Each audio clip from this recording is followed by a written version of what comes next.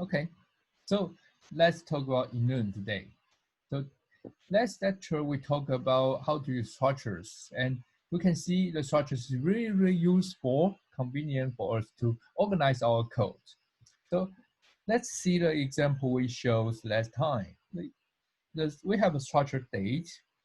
In this structured date, we provide three information: months, day, and year. Before we talk about Enum, do you think it's a little bit too complicated or it's not convenient? Just keep using this structured date again and again and again. Because structured date, two keywords together is a new type. So every time we initialize new data, for example, today, we need to say structured date today, structured date tomorrow, structured date someday. So we need to keep using this stuff, right? Actually, C provides a special keyword called typediff. Typediff allow you to redefine the type. For example, you can do typediff integer, say integer. You can redefine it. In this case, every time you use integer, you can say integer. I don't know why it's more complicated, but integer x equal 1. Okay, this is typediff. Of course, we can use the typediff here to support the structure. Because two keyword is too complicated. So let's try typediff structure day, and let's call its date. So in this case, after the typediff, it's redefine these two types to this one keyword. So in this case, you can remove structure here, just say date today. This is the typediff. Okay? Very convenient to use typediff, but is there still problem? Okay, so what's the problem? I don't like the months. I don't like the months represented by a number. Now, I want a September. I want it more uh, consistent or less confusing because in different country you have different format of date. For example, in my country we use year, then month, then day. But here we use month, day, year. So let's make it more friendly to the people in other country. Okay. So in this case, our first idea is that okay, let's try to change it to character array, which is string. But as I say, the string, there's no string in C languages. String is not, it's more complicated to deal with, to process. So I don't like this idea. What other idea I can have? I don't know. If I cannot use string, how can I represent this? So actually, there's a special term called enum can help you. So what's an enum? Let's look at. Enum allow you to make your code more consistent and more easy to read, more elegant. Enum is a keyword. You just say enum blah blah blah. So it's kind of return like a define a type. Enum color, red, green, blue. You can do this. So after you define it, remember enum color two keyword, same structure, two keyword equal to a new type. Okay, two keyword equal to a new type. Of course, if you want to support the months, you can say enum months and Jan,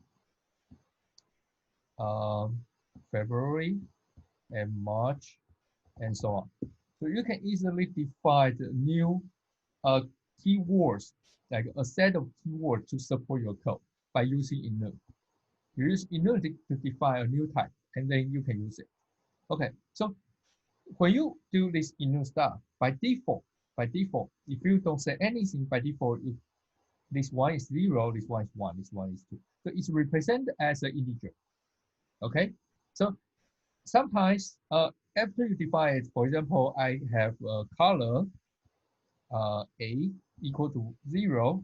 Okay, if I say color A equal to 0, means color A equal to red. Or I can just change 0 to red. It will know this is 0. In your code, you can say this. Color red, A equals to red. So to make it convenient, we can do our code here. We can say, okay, I don't want to 9. I don't want to be 9. After we define the Enum months, we can say something like this, September. And it will automatically convert this keyword to a number. Now, okay? But by default, it starts from 0, 1, 2. So actually, Jan is 0, February is 1, March is 2. So September is not 9. September is actually 8. How can we solve it? So another initialization of this one is you can do this. You can say, okay, I want to define January equal to 1. Okay, so in this case, your January define equal to 1. This is 1. In this case, it will start 1. And because the first one is 1, the second one will automatically be assigned 2 and 3. So if you define something like this, January 1, then February and March, then this will give you a very clear like order of numbers to your keyword. So it can support the months we have. Professor Joe, I have a question. Can I use some like arbitrary number in this keyword? For example, I don't really like 1, 2, 3, 4, 5. I want to have something like the first keyword is 3, second keyword is 9, third keyword is 4. I want a random order of it. Can I do it? Of course, this is a good question. We can definitely do it. How to do it? We can define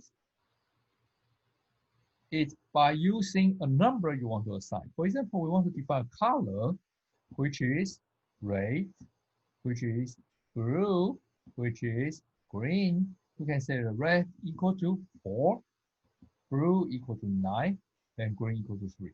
We can do this. And in this case, it will assign the integer you assign to this keyword to make it matching to the type you have, the variable you have. Okay, so if we want to use color, we will say, okay, color and some color equal red. We can do something like this. Okay, so let's work on this example together. So this is a source code, and we use enum. So first one, we define a enum type. It's called color enum. Okay, so we define the enum color. It's called enum color enum, but we do a type diff. So we change this enum color enum, these two keywords, to a simple keyword called color enum. So right now, this enum color be convert to just one keyword. So we can use color enum like after. Then we define enum color is red, blue, green. The red will be 0, blue will be 1, green will be 2. Then we type diff. We type diff a structure color. So we have a special a structure is called color. Inside the color, we use enum color enum this type to define a variable for color. So actually, you can imagine that this color is just actually it's just an integer. This color can be red, blue, green. Red, blue, green. They are integer. So you can imagine that the color is integer. Then we also provide some functions like print color enum and print color. This stuff. Print color enum is just pass the color enum variable, then print out it. And we also have a print color. We pass the structure, the variable, structure variable color, and use c.color to get the variable inside the structure and print out it. So here we have a main function. We say color in C equals to blue. So when we print color in we should print blue, right? So blue, what's the number for blue? What's the integer for blue? Blue is 1. Okay? Then we can say also say print color in and we print color in 1, what we will get. Because we print %d, so it's still 1. Then we use the structure we defined, which is color. We say color equal to color, a variable color equal to a blue. Blue is the Enum color Enum, this type, and blue is 1. So when we print color for this object, not object, for these structures, we got the variable in these structures and pass it into this function and print out c.color, which got blue. What's the number for blue? 1. So here's an example when we execute this, and when we try to run this, you will see 1, 1, and 1, right? Because the number, the Enum variable, these keywords, actually they are just an integer. So it's not so magic. You try to assign the integer into each keyword you package into an Enum type. Then you can use this keyword in your code to make your code more readable or more beautiful. But actually they are integer. They are just integer. Okay, so this is Enum type. Okay, so this is for today's lecture. It's a short lecture, just cover how to use like a special keyword in Enum, how to use type diff to redefine your type name, your keyword, to make your code more beautiful, elegant, and readable. Okay, so hope you enjoyed today's lecture. See you next time. Enum is awesome.